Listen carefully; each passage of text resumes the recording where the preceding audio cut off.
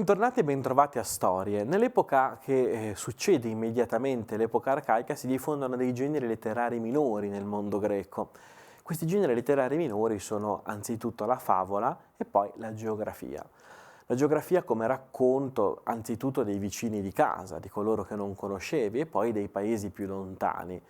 Il primo vero geografo, dopo alcuni abbozzi che abbiamo visto di Aristea, il Periplo è un'opera bellissima che racconta le prime esplorazioni geografiche fatte per conto del re di Persia, Serse.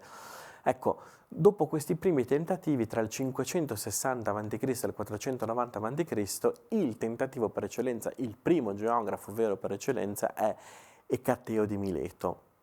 Già il nome ci dice molto, perché Mileto fa parte della Ionia. La Ionia è appunto, vi ricordo, l'Asia minore, è appunto l'attuale Turchia, quindi non fa parte del mondo greco vero e proprio, quindi fa parte di quella grande tradizione di autori che erano cresciuti nelle colonie e che quindi avevano una capacità di apertura mentale già molto più ampia rispetto a chi aveva passato la propria vita nella madrepatria della Grecia.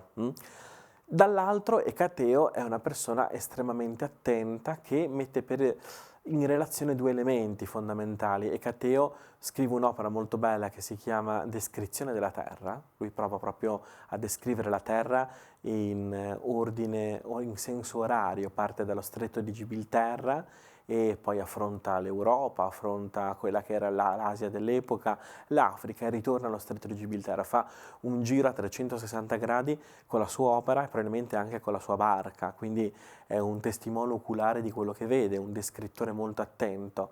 Ma il motivo per cui rimane l'opera di Ecateo è che appunto lui coniuga due elementi fondamentali. Quello di Ecateo è un racconto, lui usa la parola mythos. Mythos era la parola che indicava il racconto, era la parola che indicava il mito, era la parola che indicava anche la favola. E però usa questa parola nello stesso contesto, nella stessa frase in cui usa il verbo grafo, che vuol dire scrivere. Cioè lui è il primo che in qualche modo sottopone il mito ad una forma di scrittura. Uno dice, ma anche le favole erano scritte, anche i miti antichi erano scritti in qualche modo. Sì, ma, e questo secondo me è molto importante, il verbo che accompagnava sempre la scrittura dei miti prima di Ecateo era il verbo poieo, era il verbo della poesia. Cioè scrivere un mito voleva dirlo poetizzare, scrivere un mito voleva dire poetizzarlo, renderlo poetico attraverso le note. Scrivere un mito prima di Ecateo voleva dirlo mettere anzitutto in musica. Ecateo non mette in musica, Ecateo non fa più poieo, non fa più poesia, Ecateo fa grafo, scrive, lo appunta col desiderio di trarne quello che è il significato reale, originale, importante. Ci troviamo di fronte al primo vero processo di razionalizzazione.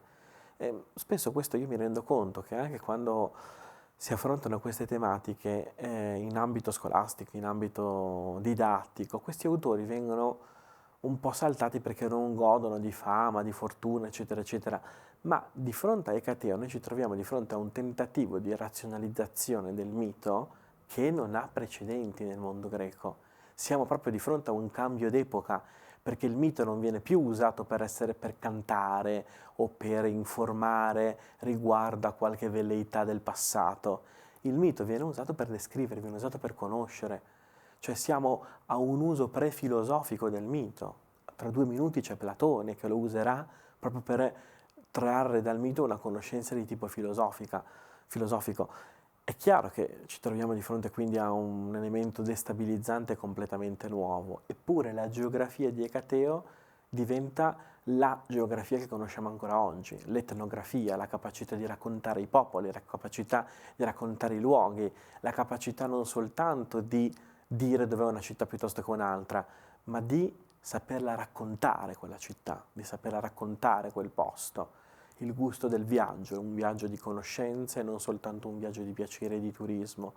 Ecco, Ecateo ci regala tutto questo ed è chiaro che a questo punto, con tutta questa produzione, con tutto quello che lui va a scrivere, siamo a un passo dalla nascita di un altro grande genere letterario, la storia.